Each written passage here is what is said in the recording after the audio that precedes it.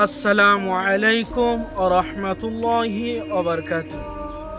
জনাবে মুহাম্মদ রাসূলুল্লাহ সাল্লাল্লাহু তাআলা আলাইহি ওয়াসাল্লাম দয়ার নবী মদিনাওয়ালা হাদিস শরীফে জানিয়েছেন, রাসূলুল্লাহ সাল্লাল্লাহু তাআলা আলাইহি ওয়াসাল্লাম তিনি বলেছেন, ওয়া ইযা দাখালতুম ফাসাল্লিমু আলা আহলিহি।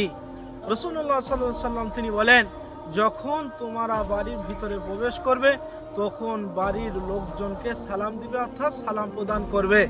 আল্লাহ তাবারক ওয়া তাআলা কোরআন শরীফে 58 নম্বর পারা সূরা নূরের ভিতরে 27 নম্বর আয়াত আল্লাহ রাব্বুল ইজ্জতুল জালাল বলেন, হে মুমিনগণ, তোমরা যখন অপরের বাড়িতে প্রবেশ করবে বাড়িওয়ালাকে সালাম দেবে, সালাম দেওয়ার পর তার কাছে অনুমতি চাইবে, তারপরে তার বাড়িতে প্রবেশ করবে।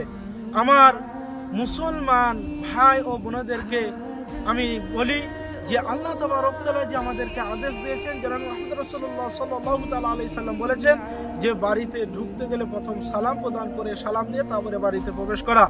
আমরা সকলে এর প্রতি আমল করার চেষ্টা করব।